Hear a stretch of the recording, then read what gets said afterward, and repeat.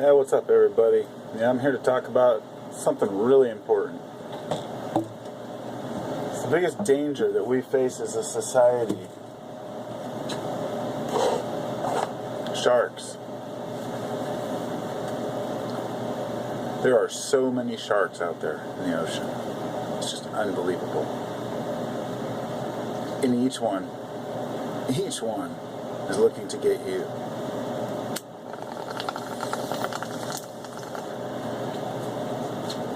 Don't believe me? Well, you try swimming with a bunch of great whites. Now, I'm going to tell you a little story about sharks. No, I'm actually not. Because if I told you a story about sharks, I would be making something up. Because I actually have never even seen a shark, except for in a tank. But the one time that I did see a shark in a tank, I know that if he had the chance, he would have eaten me. There's no way around it.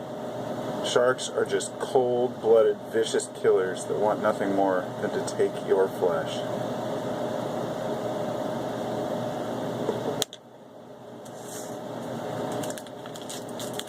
They're a public menace. I'm serious. Alright. Now that I've got my point across, you obviously know that I'm joking, right? I'm sure a lot of people don't. You're probably taking me seriously up to this point. If I had said that 50 years ago, most people wouldn't have thought much of it. In fact, they probably would have agreed with me. I mean, there was a time when we thought that sharks were man-eaters, that they wanted nothing more than just kill people, eat people, and that, you know, if you were near a great white, you were going to get eaten. Now we know that's not true, obviously. And I've always been scared of the ocean. I don't go swimming in the ocean, man. It just freaks me out. I don't know what it is. I'm not a boat person. Being out on the water, there's big-ass creatures down there, you know, and I'm not scared of much. But, you know, when it comes to, like, diving or going in the ocean, it just ain't for me. People that are into it, that's great. I'm sure it's fun. Don't care. I'm not going to do it, but I have a point here that's beyond sharks.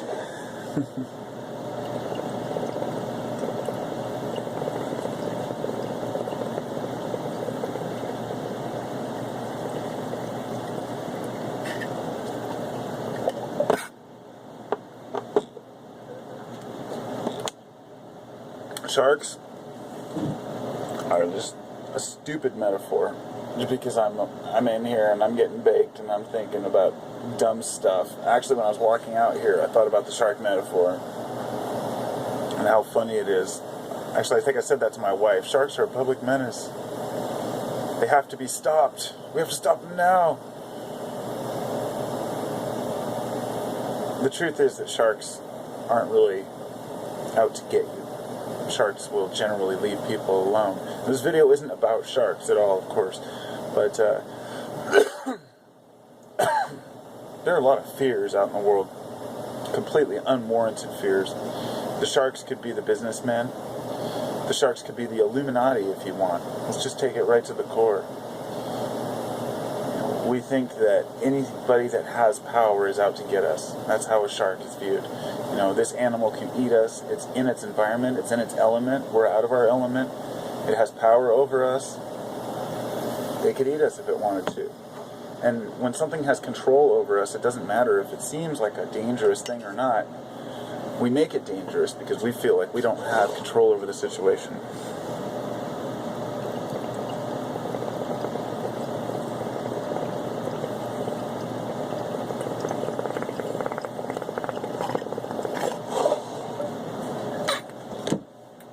People have always been naturally suspicious of people in power. And especially suspicious of those who hold secret societies or secret oaths, secret groups. Talk to people who are, strongly opposed to that idea. And I respect that. it depends on the different viewpoints you have, whether or not you think that, a group is really out to get people, or if they're out to protect themselves. There's a huge difference. I think there's a lot of fear in the world. People believe that there are groups that are trying to kill everyone in the world. And that these sharks, these people of power, that their point is to do harm to the general population. We've heard the term useless eaters. Many of you may have not heard it, but, a term that I can't even remember who it was used, about people who are poor or on welfare or who, don't have means. You get to a certain point of thinking and you start to realize, the idea, these fears that these sharks are out to get us and to kill us. And to destroy humanity is the most preposterous notion, only because the machine doesn't work without the cogs, or without the spokes. The wheel will not turn without the people. And to continue to have resources flowing in, and to have people serving those who, are the sharks, the people have to continue to be around. The people have to continue to exist and process goods and services and work for these people, right?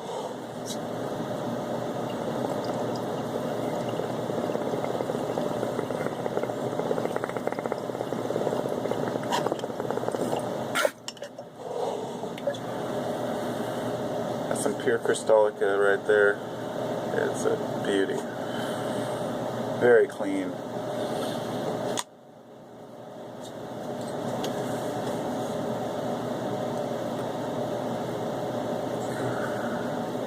Seems like sometimes that everyone who has money is considered the shark.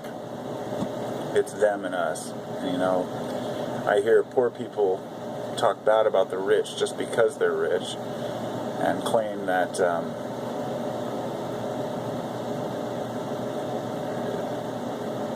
that the poor are always looked down upon by the rich. At the same time, I see it going the other way.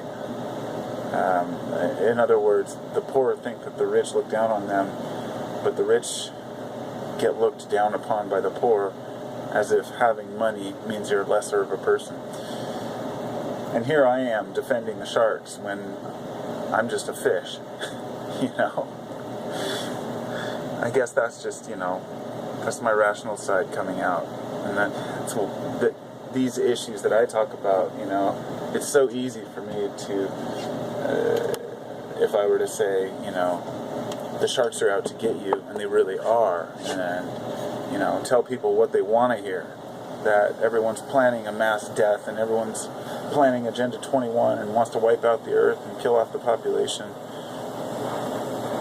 I guess it's come down to the point where it's just irrelevant to me, but the point I'm trying to make isn't that there aren't people and that there aren't sharks trying to kill you. And that's why it's such a good metaphor. Because there is going to be a rogue shark that's going to take a bite. And there will be some mad sharks who will take many bites of many people. There's always the psychotics. That's part of society. But just so much separation of us and them, us and them. It just gets so old. People love division. People love to be scared of the sharks. People love to be afraid of the beach.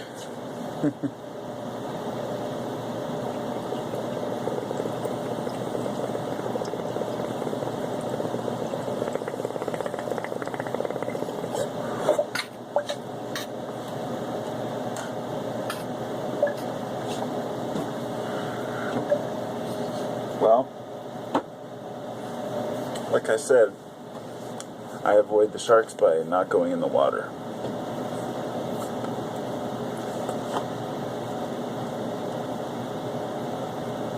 Some of these sharks can creep out on land, though. I understand the plight of humans that are angry with the system.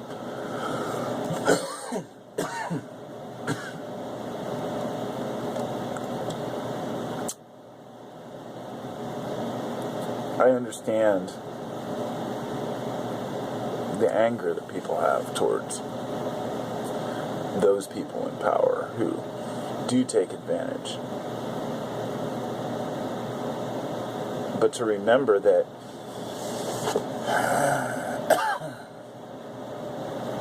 I'm trying to put this without defending the other side, because let's just put it this way. People are people. Human nature is generally, I think, we can agree that there is a certain degree of human nature that we all share, which is the idea that we want to live well. We want to know that our life means something. We don't always all want to understand maybe where we come from or what the real deep meaning of life is, but we all question our mortality and question, what it means to have integrity. And even the worst of us find time to reflect on the things that we have done. And with the exception of the small 1 or 2%, which have those psychopathic tendencies and really have no emotional center of their brain, this is the problem that we have. The few that take advantage actually have a different brain chemistry than the rest of us. Now, while we all have different varying degrees of, brain chemistry or different strengths and weaknesses in our minds, that particular situation, having no empathy, no sympathy, that makes for a very dangerous person.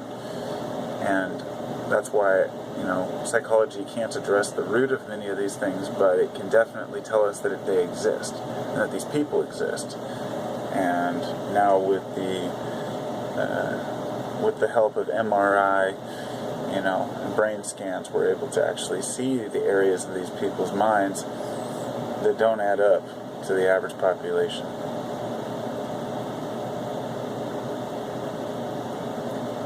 So I guess that I would propose one question now that it comes to mind. If we were able to find a way to root out these people who are going to take advantage of others, the psychotics, the people who are going to end up being ruthless leaders or dictators, or which isn't always determined by brain chemistry at all, because being put into a situation, that neuroplasticity, your brain will start to wire and you can become the aggressor very quickly. That's been shown. But as for the people who just have no real empathy or sympathy, my question would be, if you could stop that ahead of time, would you? And it's a very difficult question.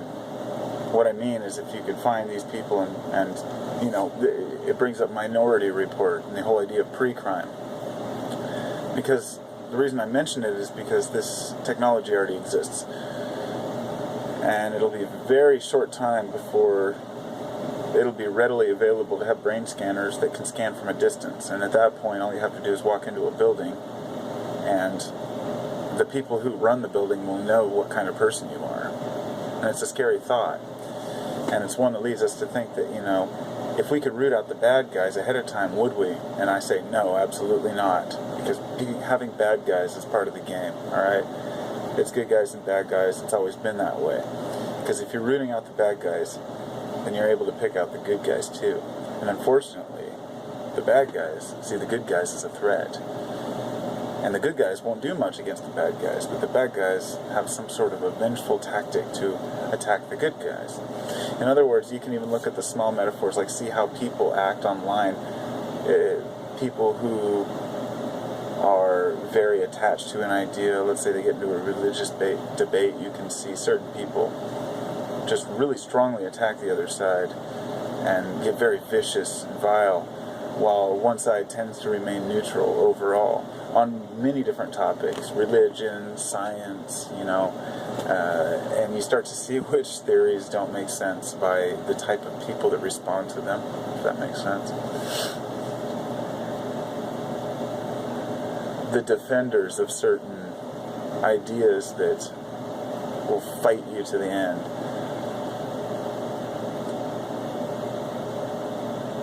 Yeah. Anyway, so life is good.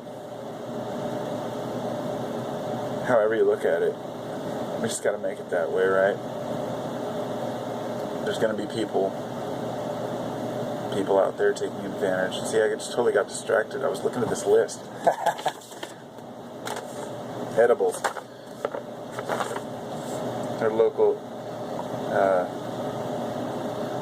cannabis edibles. I'm going to start making my own here. I'm going to make my own treats. I've got a good plan for it. But I saw the cannabis caramels on here. They're 2 for $5. Mine are actually 5 each. But I use 2 ounces per batch instead of 1. Make my can of butter really strong. Anyway. Yeah, I'm planning on starting a business with a business model of using like nice confections, I guess. You know, having nice cannabis foods. The trick is to have just the right ratio, you know. Anyway, that's off the beaten path there, so have a great night, everybody, and talk to you whenever.